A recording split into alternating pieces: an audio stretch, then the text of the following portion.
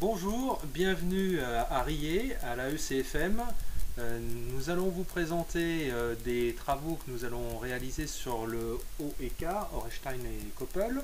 Cette magnifique machine en restauration sur laquelle malheureusement nous avons découvert une cassure. Et nous allons vous montrer comment mettre en évidence cette cassure et à suivre.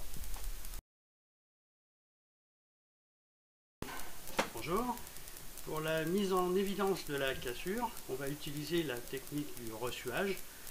Le ressuage, c'est une technique qui est très utilisée en aéronautique, qui consiste à faire entrer un premier produit dans la cassure par capillarité, un produit pénétrant qui est teinté en rouge, qui va pénétrer au plus profond de la cassure et qu'on va recouvrir après rinçage avec un produit révélateur qui lui se trouve être blanc et poreux.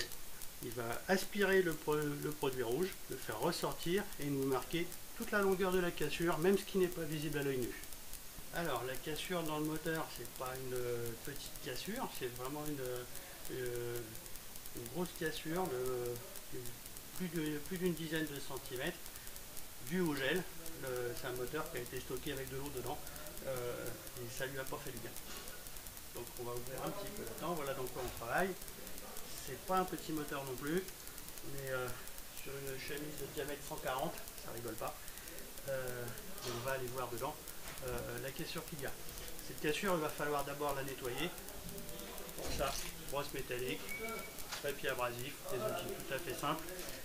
On va nettoyer, voir un peu ce qui se passe, et après on fera le traitement et on verra bien la différence entre ce qui est visible à l'œil nu et ce que le révélateur nous indique. Alors voilà, nous sommes dans le bloc moteur. La chemise du piston a été enlevée bien sûr.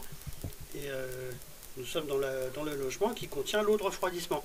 Et on voit très bien la cassure, malheureusement très importante, qui fait que l'eau s'évacue dans le circuit d'huile. On va nettoyer toute cette zone-là et on va aller pouvoir appliquer le révélateur. Alors voilà la cassure vue de plus près. Ça a été brossé sommairement pour nettoyer. À gauche, un coup de feutre qui marque l'emplacement que l'on voit à l'œil nu comme étant le début de la cassure. En brossant, on s'aperçoit que finalement la cassure fait quand même tout le tour.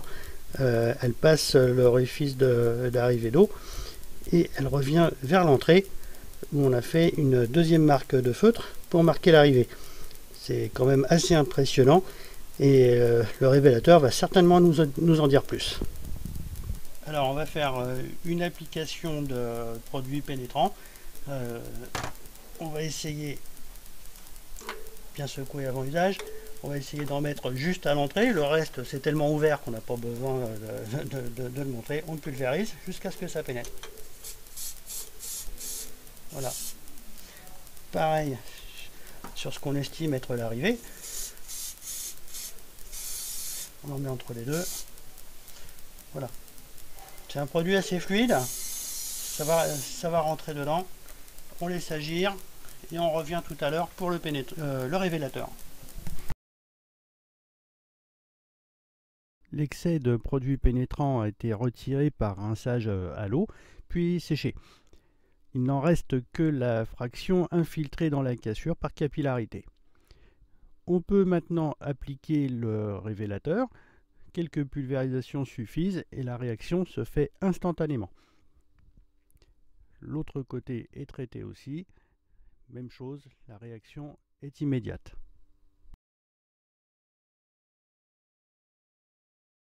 Quelques minutes plus tard, le produit a continué à réagir. On voit beaucoup de réactions roses un peu partout. Ça, c'est dû au mauvais rinçage. La surface est très rugueuse, on n'y peut pas grand-chose. Sur une surface lisse, on n'aurait pas vu ça.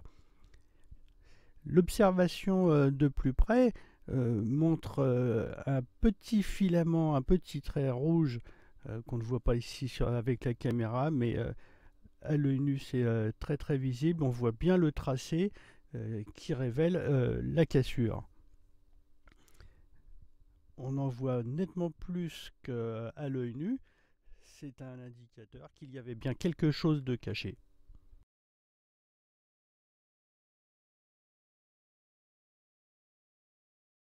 Alors, pour bien faire la différence avec et sans ressuage, une petite animation. Au départ, la cassure est grande ouverte, on pense pouvoir la suivre à l'œil nu sans problème. Le brossage, déjà, en fait apparaître beaucoup plus, d'où l'importance d'un bon nettoyage. On arrive à suivre à l'œil nu jusqu'au cratère ici, mais le révélateur, lui, va nous en faire apparaître 3 cm de plus. Même chose à l'autre bout, où 2 cm supplémentaires vont apparaître grâce au révélateur. Les extrémités sont maintenant parfaitement identifiées et pointées avant perçage, dont les trous vont stopper la progression de la cassure. Si on se contentait des repères visuels sans ressuage, on risquerait de laisser active une partie de la cassure derrière les perçages et la cassure continuerait à se propager, ce qu'on cherche à éviter. Alors, on a fait ce qu'on pouvait dans les conditions qu'on avait sous la main, pas beaucoup de place pour travailler, des surfaces métalliques très rugueuses, difficiles à rincer entre les passes de différents produits, brossage compliqué par l'accès assez difficile, mais on a quand même réussi à visualiser comme il faut la cassure. C'est une technique qui est quand même très pratique, très efficace. Vous pouvez l'utiliser pour d'autres domaines, que ce soit du train, de l'automobile, de la restauration, de quoi que ce soit. C'est des produits qu'on trouve en quincaillerie industrielle. C'est accessible, c'est relativement abordable. C'est pas donné, mais c'est accessible. Et c'est quand même très très utile pour éviter de rater une réparation. Cette technique de ressuage, pas forcément appliquée à la locomotive vapeur, est très utile. Et on espère vous retrouver bientôt, cette fois-ci, sur la locomotive à vapeur.